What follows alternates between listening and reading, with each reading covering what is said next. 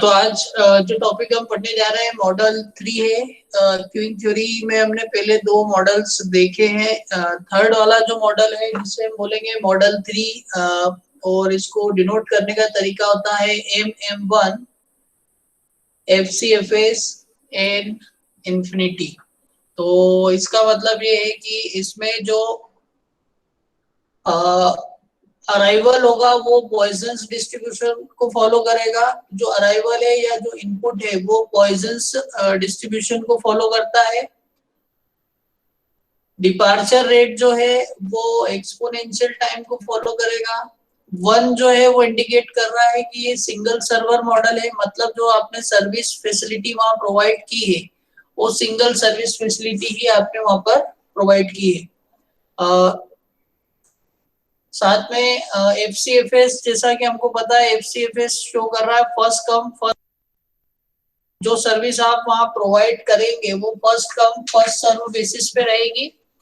और इसके बाद कैपिटल N जो शो कर रहा है वो बता रहा है finite Q length. Finite Q length मतलब इस टाइप का जो क्यूइंग सिस्टम होगा उसमें जो नंबर ऑफ कस्टमर्स होंगे वो फाइनाइट होंगे। मतलब आप एक टाइम में एक पर्टिकुलर अमाउंट में ही कस्टमर को सर्विसेज प्रोवाइड कर पाएंगे, और अगर कस्टमर्स की क्वांटिटी उससे ज्यादा हो जाती है तो कस्टमर जो है वो खुद ही उस लाइन को ज्वाइन नहीं करता है, वो उस क्यू फॉर्मेशन का पार्ट नहीं बनता है। लास्ट में जो इंफिनिटी लिखा है, that infinity shows the population is infinite. That infinity sign shows that the population is infinite, मतलब कस्टमर कितने भी आ सकते हैं वहां पर, लेकिन जब आप सर्विस प्रोवाइड करेंगे तो एक टाइम में आप n नंबर ऑफ कस्टमर्स को ही सर्विसेज प्रोवाइड कर सकते हैं। तो ऐसा केस कहाँ पे होता है? ऐसा केस होता है, मान लीजिए कोई पार्किंग है। पार्किंग के लिए अगर आपने कोई जगह देख रखी है तो जब आप वहां पे पार्किंग के लिए जाते हैं तो पार्किंग के लिए जो स्पेस अवेलेबल रहता है वो लिमिटेड क्वांटिटी में रहता है। तो जो भी पार्किंग डिसाइड की जाती है वो एक नंबर ऑफ व्हीकल्स के लिए बनाई जाती है। तो अगर जब वहां पर उन व्हीकल्स से ज्यादा क्वांटिटी में व्हीकल्स आ जाते हैं तो वहां पर पार्किंग की स्पेस ही अवेलेबल नहीं होती, तो फिर जो कस्टमर नया कस्टमर जो व्हीकल को पार्क करने जो भी बंदा आता है तो फिर वो वहां पर पार्किंग नहीं करता। दैट मीन्स वो उस क्यू का पार्ट नहीं बनता है। वैसे ही कहीं कहीं पे जैसे कि आप बार्बर की शॉप पे जाते हैं, अगर कोई बार्बर है या कोई सैलून में जब आप जाते हैं तो वहां पर उन्होंने जो अरेंजमेंट किया है वो एक डिजायर्ड अमाउंट में आपके लिए चेयर्स का अरेंजमेंट करके रखते हैं। मान लीजिए जो सेटअप है उनके वहां 3 चेयर्स का सेटअप है और 3 बार्बर्स उन्होंने वहां पर अपॉइंट कर रखे हैं आपको सर्विस देने के लिए, ठीक है। और अंदर जो उनकी स्पेस, जो क्यूइंग की स्पेस है जहां पर क्या आप वेट कर सकते हैं, उसके लिए जो भी अरेंजमेंट उन्होंने सोफा है कुर्सियां जो भी अरेंजमेंट किया है वो भी एक लिमिटेड अमाउंट में ही होता है। तो वहां जब कस्टमर आता है देखता है, अगर ये सब चीजें फुल दिखती है, तीनों कस्टमर फुल दिखते हैं उन्हें, और जो वेटिंग के लिए अरेंजमेंट किया गया है वो भी अगर फुल दिखता है, तो जो नया कस्टमर इंटर कर रहा है सिस्टम में वो इसे ज्वाइन नहीं करता है। तो इस तरीके से हम समझ सकते हैं कि इस वाले सिस्टम में जो नंबर ऑफ जो क्यू लेंथ होती है वो एक फाइनाइट अमाउंट में होती है। ऐसे ही केस डॉक्टर्स की केसेस में भी आता है। जब डॉक्टर्स के चेम्बर्स में आप जाते हैं, डॉक्टर की क्लिनिक पे जाते हैं तो बहुत बार ऐसा होता है, लेकिन डॉक्टर के केस में हम ये मान सकते हैं कि उस कंडीशन में क्योंकि अगर पेशेंट को वही डॉक्टर्स को दिखाना है तो फिर वो थोड़ा सा और वेट कर सकता है। तो कुल मिला के हम ये मान सकते हैं कि जहाँ पर कैपेसिटी फाइनाइट होती है, नंबर ऑफ कस्टमर्स जो है वो फाइनाइट अगर अरेंजमेंट हमने कर रखा है, तो इस टाइप का जो सिस्टम रहता है वो कहलाता है MM1 FCFS and infinity type system या मॉडल 3 टाइप का क्यूइंग सिस्टम। अलग अलग बुक में अलग अलग तरीके से मॉडल्स को शो कर रखा है। मैं जिस भी बुक से रेफर करके आपको बता रहा हूँ उसके अकॉर्डिंग हम इसको मॉडल 3 बोलेंगे, ठीक है। तो स्टार्ट करते हैं। अब इसमें जो इम्पोर्टेंट फॉर्मूलेस जो भी हो सकते हैं, क्या क्या चीजें होती है इम्पोर्टेंट, हम उसको लिखना स्टार्ट करते हैं। बोर्ड पे इम्पोर्टेंट फॉर्मूले देखते हैं, फिर इसके हम न्यूमेरिकल सॉल्व करेंगे।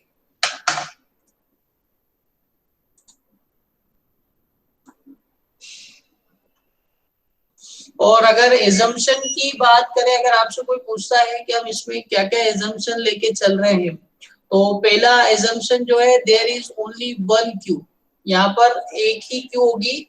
और सर्वर की बात करें या जो सर्विस प्रोवाइडर की बात करें, तो सर्विस प्रोवाइडर जो है वो भी एक ही होगा, एक क्यू फॉर्मेशन होगा और एक ही सर्विस प्रोवाइडर होगा। There is only one queue and only one server will be available for providing the services.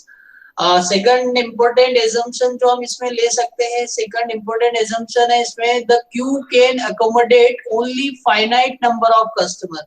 इस क्यू में फाइनाइट नंबर ऑफ कस्टमर्स को ही आप अकोमोडेट कर सकते हैं।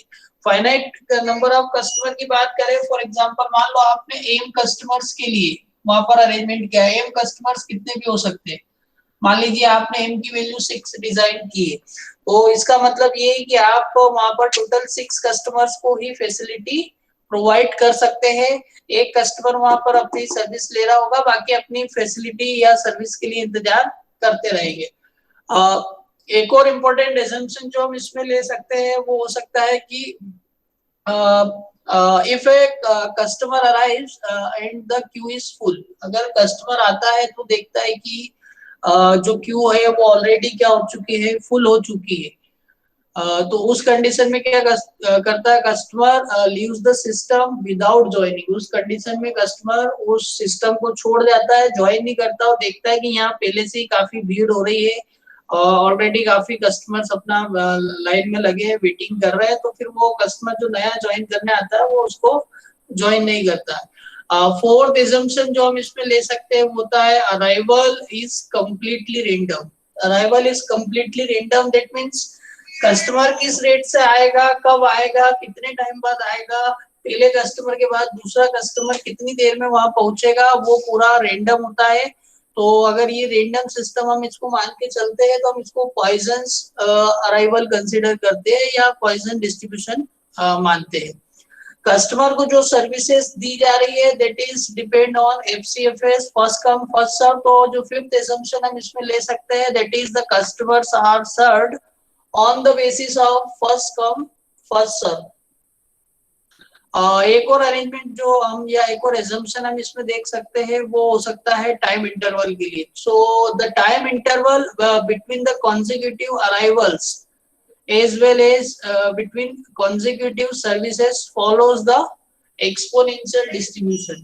अब सर्विस प्रोवाइड करने के लिए आप जो वहां पर मान रहे हैं टाइम इंटरवल जो ले रहे हैं वो आप एक्सपोनेंशियल टाइम इमेजिन कर सकते हैं। तो ये सारे इससे रिलेटेड जो एजम्पशंस है वो हमने डिस्कस किया। कुछ इंपॉर्टेंट फॉर्मूले देखते हैं, ये फॉर्मूले आप ध्यान से लिखना है और इसको किस तरीके से यूज करेंगे न्यूमेरिकल के थ्रू देखते हैं। तो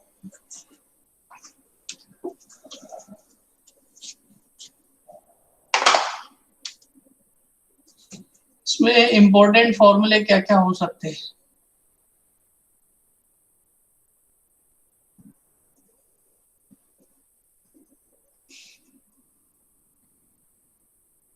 तो लगभग सभी मॉडल में हम एक फॉर्मूला हर बार निकालते आ रहे हैं, that means probability of zero customers, probability of zero customers. मतलब आपका जो सिस्टम है वो पूरी तरीके से क्या होगा, आइडल कंडीशन में होगा, उसमें एक भी कस्टमर नहीं होगा। Probability of zero customers in the system, उस सिस्टम में जीरो कस्टमर्स होने के लिए क्या प्रोबेबिलिटी, उसको डिनोट करते हैं हम P0 से, प्रोबेबिलिटी ऑफ जीरो कस्टमर। और फॉर्मूला जो यूज करेंगे that is 1 minus lambda by mu upon 1 minus lambda by mu to the power m plus 1। m यहाँ पे जो m शो कर रहा है वो m बता रहा है कि आपने कितने नंबर ऑफ कस्टमर्स के लिए अरेंजमेंट देना है, या जो ये कैपिटल M है उसकी वैल्यू हमने यहाँ कितनी ली है, M मान रखी है। फाइनाइट क्यू लेंथ जो आप बनाना चाह रहे हैं उसमें कितने कस्टमर्स को आप फैसिलिटी दे सकते हैं, और इस M की वैल्यू जो होगी वो लाई करेगी आपकी n से n और ग्रेटर देन m। ठीक है, मतलब नंबर ऑफ जो सर्वर्स है या नंबर ऑफ फैसिलिटीज है उनकी वैल्यू जो है वो 0 से लेके m के बीच में लाई कर सकती है, और मैक्सिमम उस सर्वर में कितने लोग आ सकते हैं, कितने को फैसिलिटी दी जा सकती है, जितने की वहां पर सर्विस फैसिलिटीज अवेलेबल की गई है और उनके हमने डिसीजन लिया है। ये क्वेश्चन जब हम सॉल्व करेंगे तो हमें समझ में आते जाएगा। सेकंड है इसमें probability of n customers.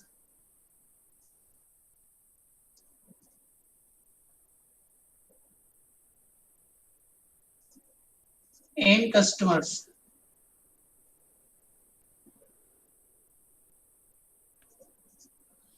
Customers होने की क्या प्रोबेबिलिटी है उस पूरे क्यूइंग सिस्टम में, in the queuing system.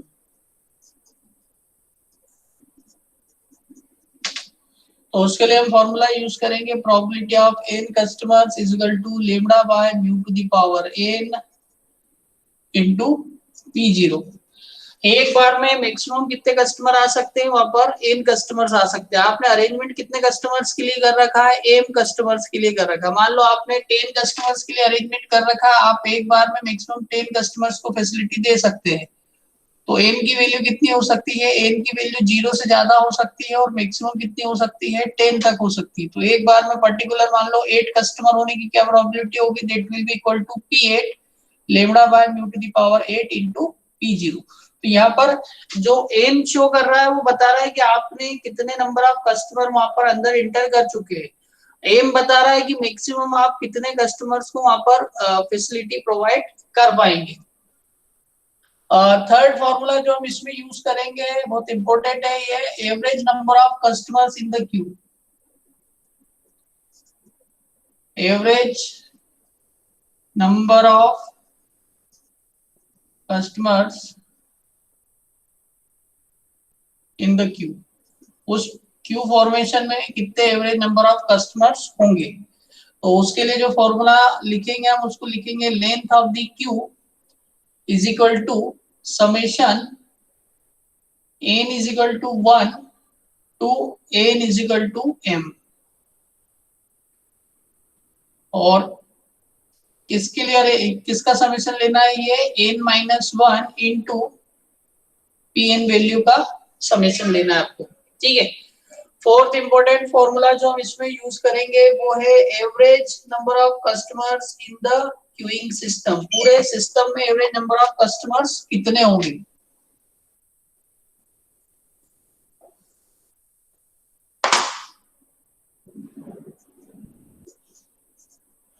Average number of customers in the queuing system.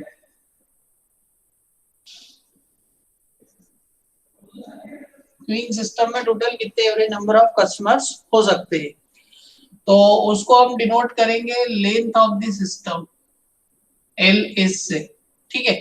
और फॉर्मूला जो होगा वो होगा summation n equal to 0 to n equal to m, n into pn।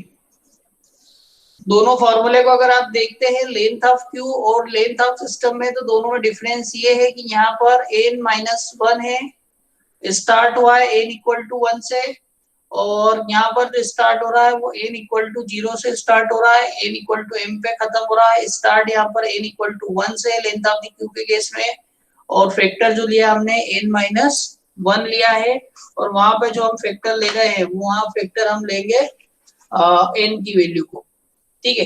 तो इस तरीके से ये फॉर्मूला हो गया कंप्लीट। फिफ्थ वाला जो फॉर्मूला हम यूज कर रहे हैं that is average time customer spends in the system. अब टाइम निकालने का, that means waiting time in the system.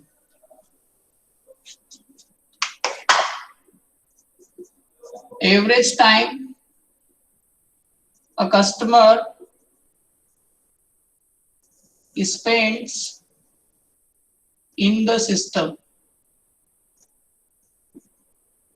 System में एवरेज टाइम कितना कस्टमर स्पेंड कर रहा है, that will be equal to WS। तो कल भी हमने इस टाइप का एक फॉर्मूला देखा था, हमने देखा था लेंथ ऑफ द सिस्टम को अगर अराइवल रेट से डिवाइड कर दिया जाए तो हमें वेटिंग टाइम मिल जाता है। तो वेटिंग टाइम के लिए length of the system divide by lambda days करेंगे। यहाँ लेमडा डेज जो है उसकी एक अलग से वैल्यू है, वो होगा lambda into 1 minus P N. आप चाहो तो इस फॉर्मूले को इस तरीके से भी मॉडिफाइड करके लिख सकते हैं, L S equal to lambda into 1 minus P N. ठीक है। नेक्स्ट है average time a customer spends in the queue. मतलब कस्टमर को उस क्यू में अपनी बारी आने तक कितना इंतजार करना पड़ेगा। तो फॉर्मूला नंबर 6 जो है वो हो जाएगा average time customer spends in the Q, spends in the Q. दोनों फॉर्मूलों को समझिए, ये पूरा सिस्टम के लिए है। मतलब क्यू में आप लगे, आपने सर्विस ली और आप सर्विस लेने के बाद बाहर हो गए तो पूरा सिस्टम टाइम कहलाएगा। लेकिन आप आपकी बारी आने तक का इंतजार कर रहे हो, उस क्यू में लगे हुए हैं, तो वो कहलाएगा आपका average time customer spends in the Q. उसको डिनोट करेंगे हम डब्ल्यू क्यू से, और डब्ल्यू क्यू जो होगा वो होगा length of the queue divide by lambda dash. और अगर इसी को आप मॉडिफाइड करके लिखे तो waiting time into 1 minus P N, lambda into 1 minus P N. अब ये किस तरीके से यूज करना है क्वेश्चंस के साथ देख। तो मैं आपको एक स्क्रीन शेयर कर रहा हूँ जिसपे क्वेश्चन है, उस क्वेश्चन को आप ध्यान से पढ़िएगा, उसके बाद हम इसको सॉल्व करना स्टार्ट करते हैं।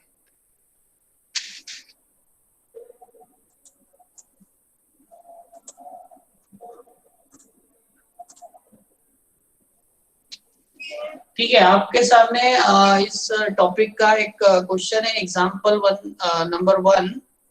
इसमें क्या दिया है, local 1 person barber shop has a space to accommodate 4 customers. अब वो जो बार्बर है, बार्बर शॉप है, उनके पास जो स्पेस अवेलेबल है, उस स्पेस की अवेलेबिलिटी के अकॉर्डिंग वो कितने कस्टमर्स को अकोमोडेट कर सकते हैं, 4 कस्टमर्स को अकोमोडेट कर सकते हैं वहां पे। ठीक है, customers 3 waiting and 1 being attendant at a time. अब देखिए, अगर इसका अरेंजमेंट आप बनाना चाहें तो ये कस्टमर की सिटिंग टेबल हो गई, मतलब वो चेयर हो गई जिसपे की कटिंग वगैरह उनकी की जाएगी। तो एक बार में एक कस्टमर यहाँ पर बैठ सकता है और 3 कस्टमर्स जो है वो वेट कर सकते हैं। जो अरेंजमेंट, वेटिंग अरेंजमेंट क्या है, 3 कस्टमर का वेटिंग अरेंजमेंट किया गया है और एक कस्टमर को यहाँ पर सर्विस दी जा सकती है। और यहाँ में रहने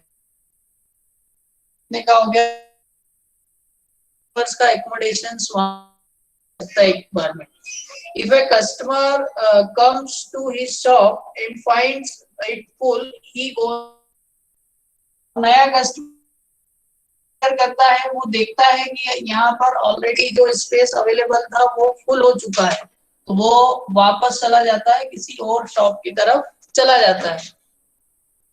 तो इससे क्या समझ में आ रहा है, ये इतनी जो बात यहाँ क्वेश्चन में दी है, इससे हमें ये समझ में आ रहा है कि ये मॉडल 3 का केस है, जिसमें आप जो लेंथ ऑफ क्यू है वो फाइनाइट है, लेंथ ऑफ क्यू फाइनाइट है, दैट मींस 3 कस्टमर वहां पर आ सकते हैं और वेट कर सकते हैं।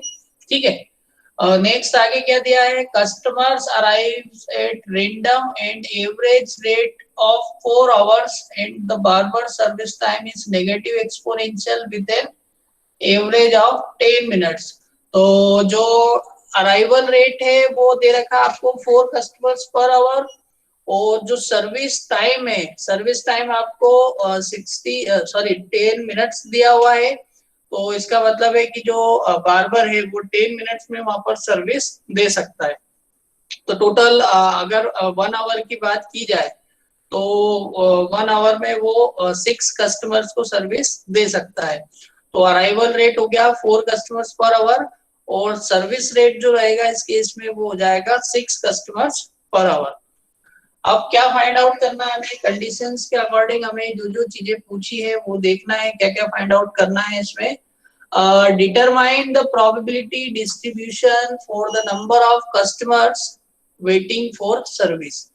सर्विस के लिए जो नंबर ऑफ कस्टमर वेट कर रहे हैं उनका हमें प्रोबेबिलिटी डिस्ट्रीब्यूशन बनाना है। प्रोबेबिलिटी डिस्ट्रीब्यूशन बनाना है मतलब उनकी प्रोबेबिलिटीज निकालना होगी कि 0 कस्टमर होने की क्या प्रोबेबिलिटी है, 1 कस्टमर होने की क्या प्रोबेबिलिटी है, 2 कस्टमर्स होने की क्या प्रोबेबिलिटी है, 3 और 4 कस्टमर होने की प्रोबेबिलिटी कितनी। मैक्सिमम कहां तक जाएंगे हम, 4 तक जा सकते हैं। 0 कस्टमर होने की प्रोबेबिलिटी निकालना पड़ेगी, 1 कस्टमर होने की प्रोबेबिलिटी निकालना पड़ेगी, 2 कस्टमर होने की प्रोबेबिलिटी निकालना पड़ेगी और 3 कस्टमर्स होने की प्रोबेबिलिटी हमें फाइंड आउट करना रहेगी।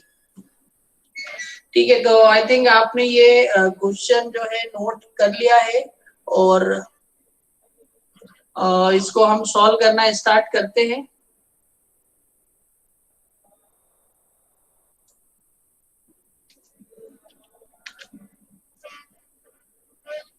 ठीक है, तो जो क्वेश्चन की कंडीशन दे रखी है उसके अकॉर्डिंग ये बताया है कि बार्बर शॉप है जहां पर की एक सर्विस फैसिलिटी अवेलेबल है, 3 कस्टमर वहां पर वेटिंग कर सकते हैं। टोटल नंबर ऑफ कस्टमर जो हो सकते हैं वो नंबर ऑफ कस्टमर 4 हो सकते हैं।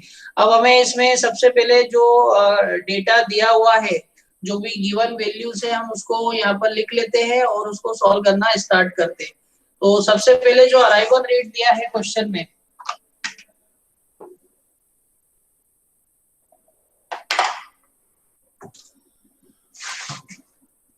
अराइवल रेट लेमड़ा जो दिया हुआ है that is 4 customers per hour. तो 4 कस्टमर्स पर आवर दिया हुआ है। सर्विस रेट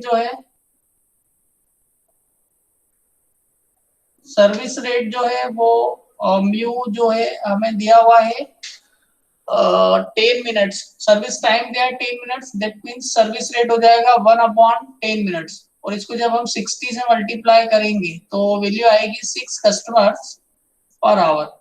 ठीक है, नेक्स्ट थर्ड जो हमें इसमें कंडीशन बता रखी है, मैक्सिमम नंबर ऑफ कस्टमर्स वहां कितने हो सकते हैं।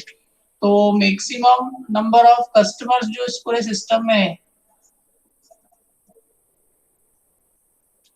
वो एम है और उनकी वैल्यू दे रखी है 4। ठीक है, और क्या डेटा दिया है, सभी डेटा निकाल लिया। हम एक काम और करते हैं, लेमड़ा बाय म्यू की वैल्यू भी अभी फाइंड कर लेते हैं क्योंकि हमें फॉर्मूलाइज में इसकी जरूरत पड़ेगी। तो लेमड़ा बाय म्यू अगर देखते हैं हम तो वैल्यू आ रही है 4/6, दैट मींस 2/3। तो लेमड़ा बाय म्यू की वैल्यू भी हमने लिख ली। सबसे पहले हमें निकालना है probability distribution for the number of customers waiting for the service. तो प्रोबेबिलिटी डिस्ट्रीब्यूशन हमें इसका बनाना रहेगा और प्रोबेबिलिटी डिस्ट्रीब्यूशन बनाने के लिए जो हम फॉर्मूला यूज करेंगे तो हमें नंबर ऑफ हमें n कस्टमर्स की प्रोबेबिलिटी वाला फॉर्मूला यहाँ यूज करना रहेगा। तो लिखते हैं हम probability of having n customers in the system Pn is equal to lambda by mu to the power n into P0। ये फॉर्मूला वैसे ही है जैसा कि हमने फर्स्ट वाला केस जो हमारा पढ़ा था MM1 FCFS वाला केस जो था, फर्स्ट वाला केस, वैसे ही फॉर्मूला हमने यहाँ Pn का यूज किया है। और यहाँ पर जो चेंज आएगा वो P0 की वैल्यू में आएगा। तो P0 की वैल्यू को कैसे कैलकुलेट करेंगे हम, P0 के लिए अभी हमने फॉर्मूला देखा था, probability of having 0 customer that will be equal to 1 minus lambda upon mu, और इसको डिवाइड करते हैं हम 1 minus lambda by mu to the power m+1। ठीक है, तो आप ये फॉर्मूला लगाइए और P0 की वैल्यू सबसे पहले फाइंड आउट कीजिए कितना आ रहा है P0।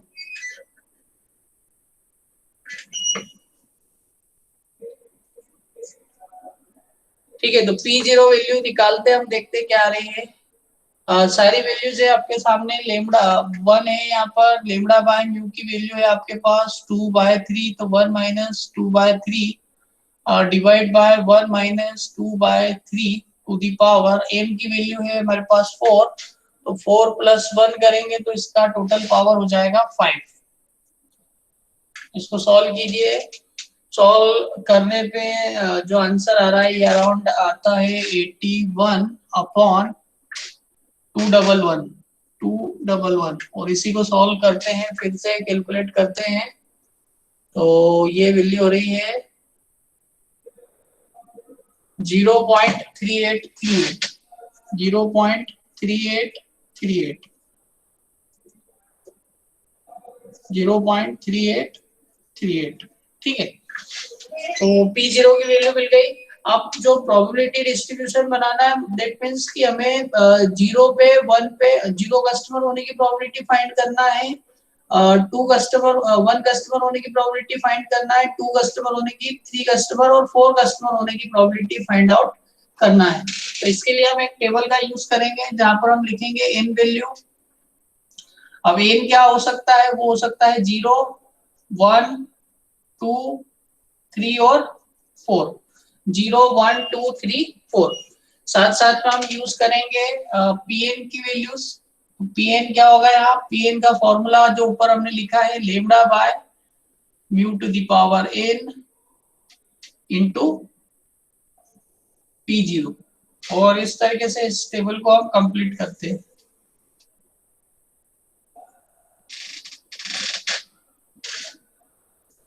दो कॉलम की ही है टेबल ये, ठीक है। तो फर्स्ट हम देख रहे हैं प्रोबेबिलिटी ऑफ या probability distribution of having 0 customers. 0 customer होने के लिए प्रोबेबिलिटी क्या होगी, तो n इक्वल टू 0 लिखता हूं मैं, तो ये वैल्यू बन जाएगी मेरी P0। P0 is equal to lambda by mu to the power 0। तो लेमडा बाय म्यू कितना है, 2/3, 2/3 to the power 0 into P0, ठीक है। तो P0 वैल्यू हम ऑलरेडी निकाल चुके हैं। और अगर 2/3 अगर किसी की पावर 0 है, दैट मींस वो कितना हो जाएगा, 1 हो जाएगा into P0 value. P0 value है हमारे पास 0.3838। तो ये वैल्यू भी हमारे को मिलेगी 0.3838, और ये वही वैल्यू है जो हमने ऊपर फाइंड आउट की है, ठीक है।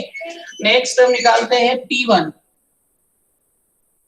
P1 के लिए इस फॉर्मूले में n की जगह 1 लिखा हमने, lambda by mu to the power 1 हो जाएगा, that means 2/3 to the power 1 into P0 into P1 into P0 use करेंगे क्योंकि ये P0 तो फॉर्मूले में फिक्स है ही, तो इनटू P0 लिखेंगे।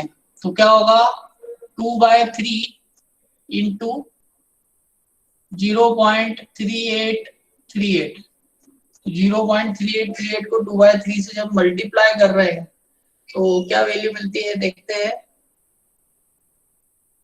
0.2558, 0.2558 वैल्यू आ रही है।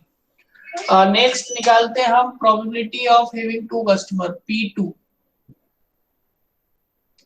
तो यहाँ हो जाएगा 2/3 to the power 2 into P0। तो 2/3 की पावर 2, दैट मीन्स 4/9 इंटू 0.3838। इसे भी सॉल्व करके देखते हैं। तो वैल्यू जो आ रही है वो है 0.1705, 0.1705। थर्ड निकालना है हमें probability of having 3 customer P3। ये हो जाएगा 2/3 to the power 3 into P0, that means 8/27 into 0.3838। और इसको सॉल्व करते हैं तो वैल्यू आ रही है 0.1137, 0.1137। Probability of having 4 customer P4 find करते हैं हम, n की जगह 4 लिखते हैं, हो जाएगा 2/3 to the power 4 into P0। तो 2/3 to the power 4, that means 16/27 into 3 करेंगे अगेन, तो कितना आ रहा है 81 इंटू 0.3838। इसको सॉल्व करने पे जो वैल्यू हमें मिल रही है दैट इज 0.0758, 0.0758, 0.0758। तो ये प्रोबेबिलिटी डिस्ट्रीब्यूशन जो बनाने का हमें बोला था, प्रोबेबिलिटी डिस्ट्रीब्यूशन दैट मींस कि 0 1 2 3 4 5 होने की क्या क्या प्रोबेबिलिटी होगी, वो हमने सब यहाँ पर कर लिया है। तो फर्स्ट वाला इसका जो क्वेश्चन था वो सॉल्व हो गया है। फर्स्ट पार्ट हमने सॉल्व कर लिया है। सेकंड पार्ट में हमसे जो पूछा है, सेकंड पार्ट में पूछा है the probability that a customer gets the service in arrival without waiting. इसमें निकालना हमें customer can get the service directly on arrival without waiting. तो सेकंड वाला पोर्शन भी सॉल्व करते हैं, देखते क्या होगा।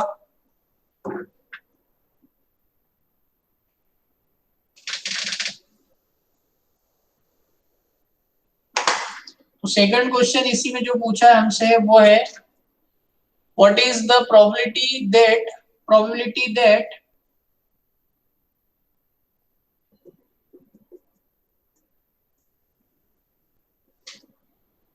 a customer can get the service directly, that a customer can get the service directly without waiting. तो ऐसा कब पॉसिबल है? ऐसा उस केस में पॉसिबल है कि कस्टमर जैसे ही आपकी शॉप में आता है, जैसे ही बार बार शॉप में एंटर करता है, अगर वहां पर उसे कोई कस्टमर नहीं मिलता है, मतलब the probability of having zero customer, अगर जीरो कस्टमर है वहां पर उस समय, तो सीधे ही डायरेक्टली वो क्या कर सकता है, जो है सर्विस ले सकता है। तो उसको डायरेक्ट सर्विस कैसे मिलेगी? जब वहां पर उस पूरे सिस्टम में कोई भी कस्टमर नहीं होगा। That means probability of zero customer. तो प्रोबेबिलिटी ऑफ जीरो कस्टमर, तो जो सेकंड वाला आंसर है, सेकंड वाला क्वेश्चन है, उसका आंसर हो जाएगा 0.3838। और अगर प्रोबेबिलिटी परसेंटेज पूछे तो 38.38% केसेस में ऐसा होगा कि आप अगर उस शॉप में जाते हैं तो डायरेक्टली आप उस सर्विस को ले सकते हैं, आपको ज्यादा वहां पर वेट करना नहीं पड़ेगा, आप सीधे ही सर्विस ले सकते हैं। थर्ड वाला जो क्वेश्चन पूछा है, थर्ड क्वेश्चन में हमसे जो पूछा गया है वो है what is the expected number of customers waiting in the barbers shop. Number of customers waiting in the barbers shop, expected number of customers waiting in the barber's shop। Barber shop का that means उसमें हमें निकालना पड़ेगा length of the system. Total shop की बात की है, that means length of the system निकालना है कि उस पूरे सिस्टम में कितने बंदे जो है वो वेट कर रहे हैं, लेंथ ऑफ द सिस्टम। तो लेंथ ऑफ द सिस्टम जो निकालने के लिए फॉर्मूला हम यूज करते हैं, that is n equal to length of the system n equal to 0 to n equal to n, summation of n equal to 0 to n equal to m, और साथ में जो वैल्यू हम लेंगे इसमें that will be equal to n into pn, npn।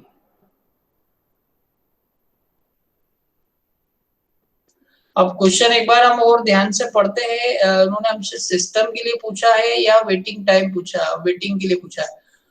What is the expected number of customers waiting in the barber shop है, waiting in the barber shop में।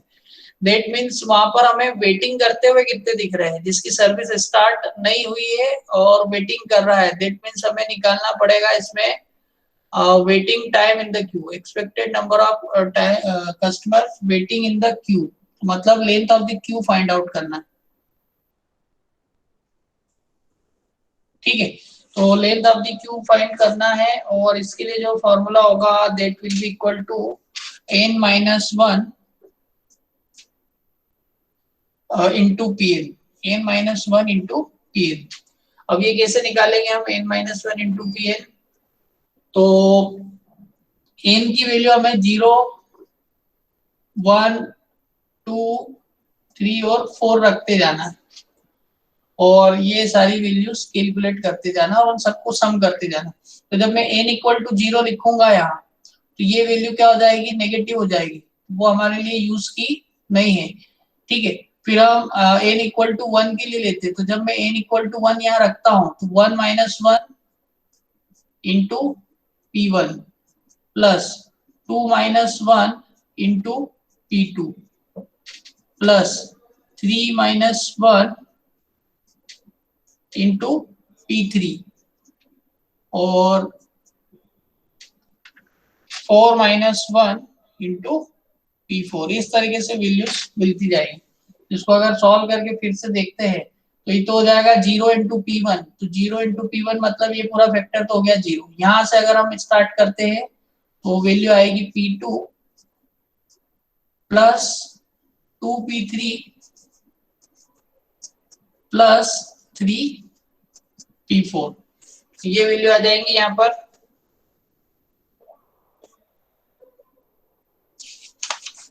इसके बाद इनकी जो सभी वैल्यूज है उसको हम रखते जाते हैं और अगर आपने P1 P2 P3 जो पहले कैलकुलेट किया था वो हम डायरेक्ट यहाँ पर यूज कर सकते हैं। तो P2 की जो वैल्यू हमने फाइंड आउट की थी, तो P2 value I think P2 की वैल्यू जो थी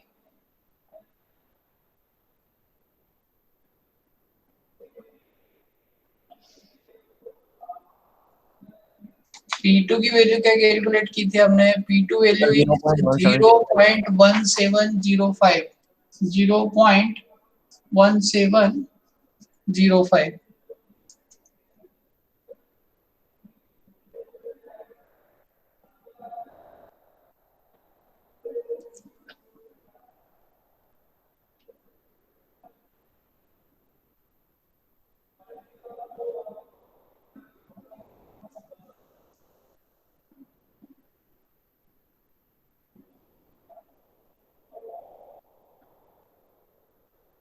अब यहाँ पे P2 P3 और P4 की वैल्यूज रखिए और बताइए आंसर क्या आ रहा है final length of the queue का।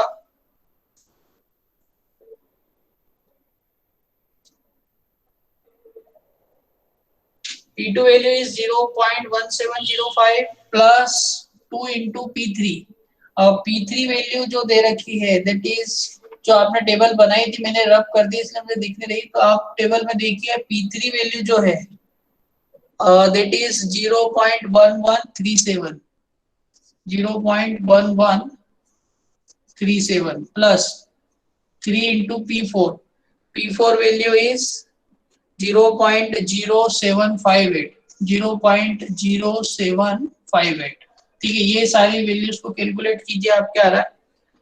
तो जो फाइनल आंसर आना चाहिए इसका दैट शुड बी 0.6253 0.6253 मतलब 62.53% वहां पर जो sorry length of the Q होगा वो होगा 0.6253। इतने कस्टमर वहां पर वेटिंग की कंडीशन में होंगे। तो 62.53% जो कस्टमर है उन्हें वेट करना पड़ सकता है। नेक्स्ट जो फोर्थ हमसे इसमें पूछा है, कि फोर्थ क्वेश्चन है what is the expected number of customers in the barber shop. Expected number of customer in the barber shop. अब वेटिंग सब यहाँ पर यूज नहीं किया है, दैट मींस यहाँ हमें length of the system find करना है, length of the system find out करना है। तो मैं ये रब कर रहा हूँ यहाँ तक का जो लिखा हुआ है, expected number of customers in the barber shop, in the barber shop।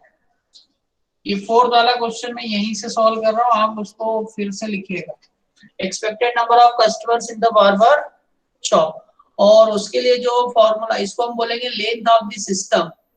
Length of the system पहले हम यूज कर रहे थे length of the Q, total जितने लोग वेट कर रहे थे उनके लिए। यहाँ टोटल वेटिंग प्लस जिसकी सर्विस चल रही है अगर हम उसे भी ऐड करें तो लेंथ ऑफ द सिस्टम बन जाएगा। और इसका जो फॉर्मूला रहेगा, इसमें जो चेंज आएगा, यहाँ n-1 नहीं आएगा, सिर्फ क्या आएगा, n आएगा। That means n into pn। जब n इंटू pn करके हम इसको सॉल्व करेंगे तो प्रोसेस जैसे पहले हमने की थी वैसे ही करना है। एक बार n इक्वल टू 0 लिखना है तो यह हो जाएगा 0 into p0 plus 1 into p1 plus 2 into p2 plus 3 into p3 plus 4 into p4। ठीक है, क्योंकि जो हमारा टोटल m है वो 4 तक है, इसलिए 4 तक ही हमें इसे लिखना है। तो फर्स्ट वाला तो हो गया p0, सेकंड जो हम इसको सॉल्व कर रहे थे बन रहा है p1 plus 2p2 plus 3p3 plus 4p4। तो p1 p2 p3 p4 की वैल्यू हम ऑलरेडी फाइंड आउट कर चुके हैं, टेबल में हम लिख चुके हैं। तो वो वैल्यू आप वहां से देख के यहाँ पर वैल्यू पुट कर सकते हैं। तो पहला है इसमें जो P1 की वैल्यू है that is 0.2558 0.2558 plus 2 into P2 की वैल्यू है 0.1705 0.1705 प्लस P3 की जो वैल्यू दी है that is 0.1137। So 3 into 0.1137 plus 4 into P4 की वैल्यू है 0.0758 0.0758। इसको सॉल्व करेंगे और length of the system find out करेंगे। तो लेंथ ऑफ द सिस्टम इसको फाइंड करने में आ रहा है 1.2411। तो लेंथ ऑफ द सिस्टम जो बनता हुआ दिख रहा है वो है 1.2411। दैट मीन्स एक बंदा जो है वो चेयर पे बैठा होगा, सर्विस ले रहा होगा, और 0.2411 जो कस्टमर है वो वेटिंग में होंगे, अपना बारी का इंतजार कर रहे होंगे। नेक्स्ट एक और इम्पोर्टेंट चीज इसमें हमसे पूछी है, question number 5, how much time can a customer expect to spend in the barber shop. Barber shop में किसी भी कस्टमर को कितना एक्सपेक्टेड टाइम वहां पर कंज्यूम करना पड़ेगा, मतलब उसको कितने टाइम वेट करना पड़ेगा और कितनी देर में उसे सर्विस मिलेगी। तो उसके लिए जो फॉर्मूला हम यूज करते हैं, फॉर्मूला लिखते हैं waiting time in the system, waiting time in the system. और यहाँ पर जो हम फॉर्मूला यूज कर रहे हैं इसमें डायरेक्ट यूज करेंगे waiting time in the system का, that is length of the system, क्योंकि आप length of the system find out कर चुके हैं और उसको अगर आप अराइवल रेट से ही डिवाइड कर देते हैं तो हो जाता है length of the system divide by lambda. That means 1.2411 divide by 4।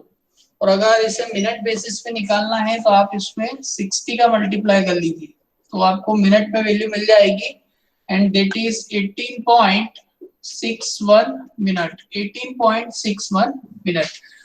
क्योंकि वहां जो सर्विस प्रोवाइड करने में टाइम लग रहा है, सर्विस प्रोवाइडर को जो टाइम लग रहा है वो 10 मिनट्स में सर्विस दे रहा है, वो लगभग उसके पहले आपको 8.61 मिनट तक वेट करना पड़ सकता है। तो टोटल टाइम वहां पर आपका हो जाएगा 8.61 मिनट। तो ये क्वेश्चन जो फर्स्ट था ये कंप्लीट होता है। हम सेकंड क्वेश्चन एक और ले लेते हैं जल्दी से और इसको भी समझने की कोशिश करते हैं और सॉल्व करने की कोशिश करते हैं। ये जो क्वेश्चन है ये बहुत बार एग्जाम्स में आया है। सेकंड वाला जो एग्जाम्पल अभी हम यहाँ सॉल्व करेंगे तो इसको आप ध्यान से देख सकते हैं। मैं स्क्रीन शेयर कर रहा हूँ आपके साथ, आप स्क्रीन पे से इसे नोट डाउन कर लीजिएगा। सर तो मैं आपको एक्सप्लेन करूंगा क्वेश्चन, इतनी देर में आप उसे नोट भी करते जाइएगा। तो क्वेश्चन है आपके सामने, trains arrive at the yard every 12 minutes and the service time is 35 minutes. तो जो ट्रेन आ रही है किसी भी यार्ड पे, तो वहां पर उसका जो अराइवल टाइम है वो एवरी 12 मिनट्स में वहां पे ट्रेन आती है, और उसको सर्विस देने में टाइम लग रहा है 35 मिनट्स का।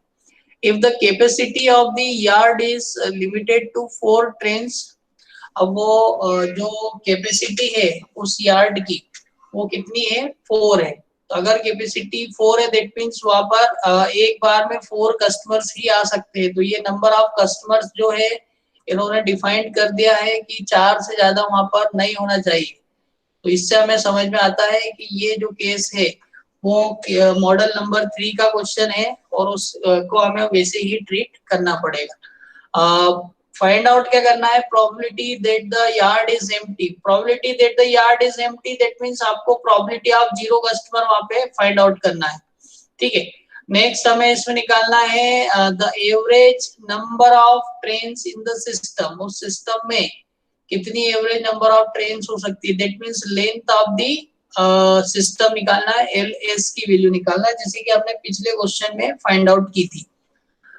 थर्ड निकालना है average number of trains in the queue, that means length of the queue find out करना है। ये क्वेश्चन आरजीपीवी में कई बार पूछा गया है इस टाइप से, तो इम्पोर्टेंट है, ये आप कर सकते हैं। हालांकि काफी इजी क्वेश्चन है, सीधे वैल्यूज आपको इसमें पुट करना है, फॉर्मूला आपको पता होना चाहिए। तो मैं अब स्क्रीन शेयरिंग जो है उसको स्टॉप कर रहा हूँ, और बोर्ड की तरफ हम देखते हैं, यहाँ क्वेश्चन सॉल्व करते हैं हम इसका। ठीक है, तो जो डेटा हमें दिया हुआ है हम उसे सबसे पहले लिख लेते हैं, और उस डेटा का यूज करके हमें जो जो फाइंड आउट करना है वो काम हम कर लेते हैं।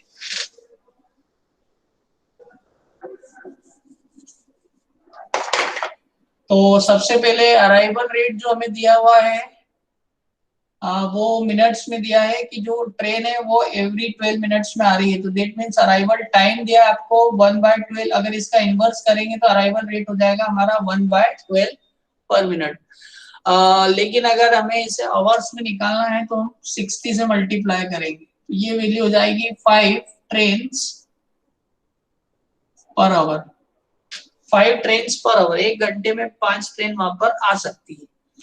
अब अगर सर्विस की बात करें, सर्विस रेट म्यू की बात करें, तो सर्विस टाइम हमें दिया है 35 मिनट। तो अगर इसका सर्विस रेट लिखेंगे तो ये हो जाएगा 1/35, और आवर्स में निकालना है तो 60 से मल्टीप्लाई कर लेंगे। तो इसको कैंसल आउट करने पर ये बन रहा है 12/7 ट्रेन्स पर आवर। लगभग 2 ट्रेन के आसपास एक घंटे में ये सर्विस दे सकते हैं, जो भी सर्विस प्रोवाइड करना है। थर्ड, इसमें आपको जो स्पेस अवेलेबल है, वहाँ कितनी ट्रेन के लिए स्पेस अवेलेबल है, 4 ट्रेन के लिए। तो m इक्वल टू 4 वाला केस है। ठीक है, हमें बार बार एक फैक्टर की जरूरत पड़ेगी लेमड़ा बाय म्यू की, तो वो भी हम यहाँ पे फाइंड आउट कर लेते हैं। तो लेमड़ा वैल्यू इज 5 और म्यू है 12/7। ठीक है, तो ये हो जाएगा 35/12। लेमड़ा बाय म्यू की वैल्यू आ गई 35/12। ठीक है, तो ये रखते हैं वैल्यूज और फाइंड आउट करते हैं। सबसे पहला केस में हमें निकालना है probability that the yard is empty. तो फर्स्ट जो हमें निकालना है probability that the yard is empty.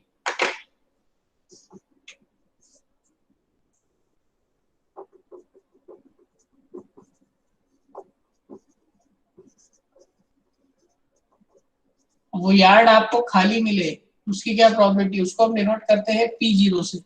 तो यूज करेंगे हम formula P0 is equal to, इसमें फॉर्मूला यूज होगा 1 minus lambda by mu upon 1 minus lambda by mu to the power m+1।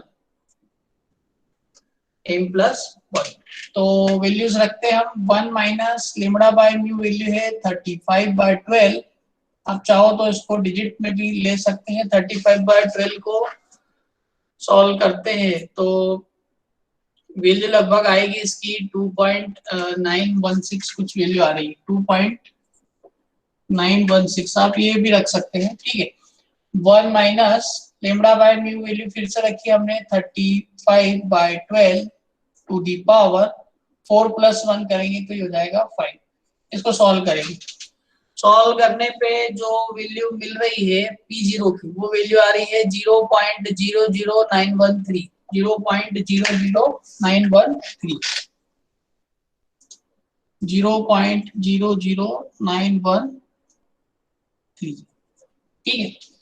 तो इस तरीके से वैल्यू मिल जाती है आपको P0 की। सेकंड क्वेश्चन है average number of trains in the system, average number of train in the system. Second हमें जो फाइंड करना है वो है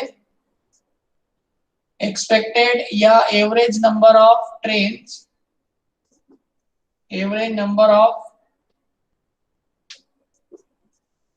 ट्रेन्स इन द सिस्टम, उस पूरे सिस्टम में कितनी ट्रेन है, एवरेज नंबर ऑफ ट्रेन कितनी होगी, तो वो होगा लेंथ ऑफ द सिस्टम के अकॉर्डिंग। तो फॉर्मूला सेम यूज करेंगे जो पिछले क्वेश्चन में लिया था, length of the system n = 0 to n = 4। इस केस में भी हमें n की वैल्यू 4 दी है, n करेंगे, एक बार 0 रखेंगे, 1 रखेंगे, 2 रखेंगे, 3 रखेंगे और 4 रखेंगे, तो फॉर्मूला इस टाइप से कुछ बनते जाएगा। बट यहाँ पे जो प्रॉब्लम आएगी, आपको क्या पता करना पड़ेगा, सबसे पहले आपको यहाँ फाइंड आउट करना पड़ेगा P1, P2, P3 और P4। P1, P2, P3, P4 की वैल्यूज को आपको यहाँ पर फाइंड आउट करना पड़ेगा। तो उसके लिए आपको क्या निकालना पड़ेगा, probability of n customer, probability of n customers का फॉर्मूला लिखना पड़ेगा, that is lambda by mu to the power n into P0। तो अगर आप P1 की बात करें तो आपके लिए P1 हो जाएगा lambda by mu into P0, P2 जो है वो हो जाएगा lambda by mu whole square into 1 है इंटू P0, P3 हो जाएगा lambda by mu to the power 3 into P0 and P4 जो है वो आपके लिए हो जाएगा lambda by mu to the power 3 into P0। तो P1, P2, P3 और P4 की वैल्यूज हम यहाँ पर पुट कर सकते हैं, P1, P2, P3 और P4 की वैल्यू। तो इन सब में अगर देखा जाए तो जो P0 है वो कॉमन आ रहा है, तो P0 हम इसमें से कॉमन निकाल सकते हैं, अंदर बचेगा हमारे पास lambda by mu plus 2 lambda by mu whole square plus 3 lambda by mu whole cube plus 4 lambda by mu to the power 4, ठीक है। इसके बाद मैं ऊपर कर रहा हूं सॉल्व,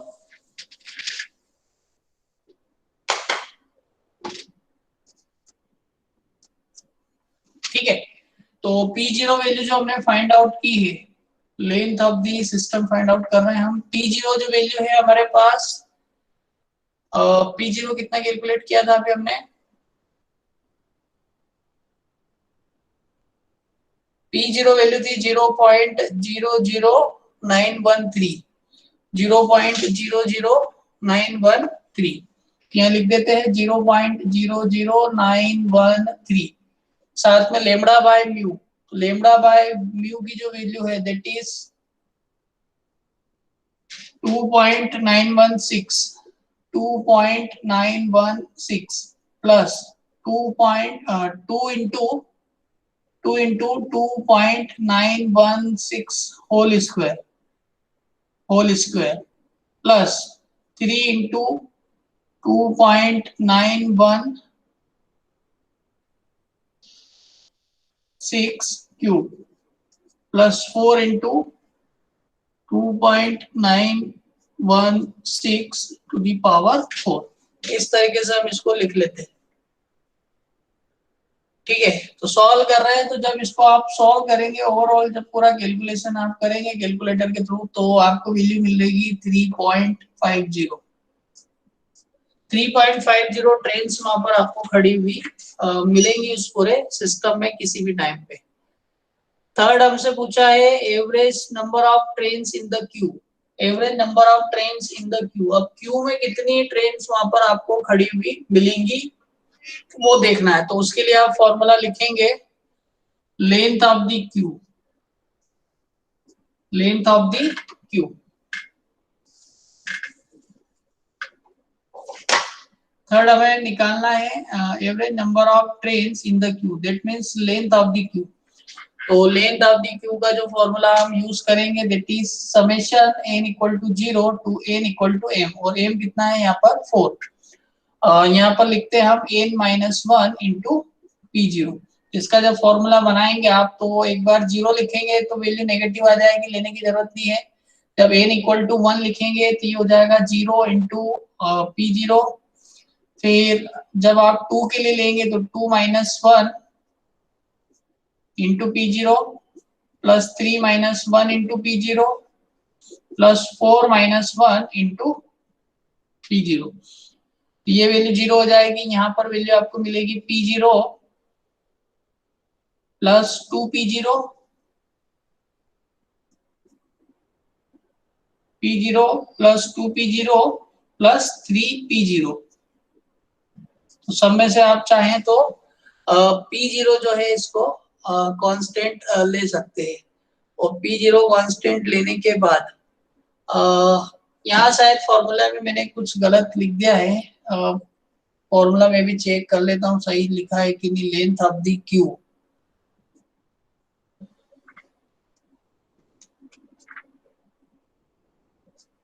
सॉरी यहाँ पे आएगा Pn, मैंने वहां 0 ही लिख दिया है। तो अगर यहाँ Pn आएगा तो ये वैल्यू पहली वाली हो जाएगी 1 P1, ये है P2, ये P3 और ये P4।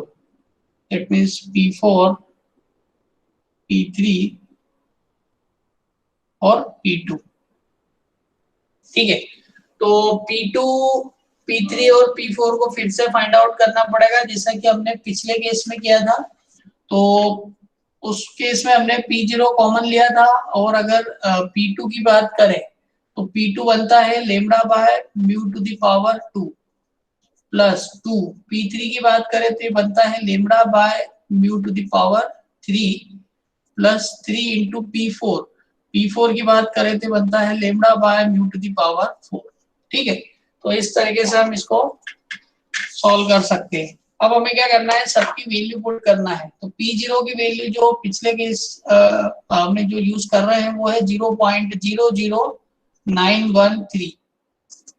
Lambda by mu, lambda by mu है 2.916 और इसका क्या लेना है हमें होल स्क्वायर, प्लस 2 इंटू 2.916 का cube plus 3 into 2.916 to the power 4। ये सारी वैल्यू हमें यूज करना है।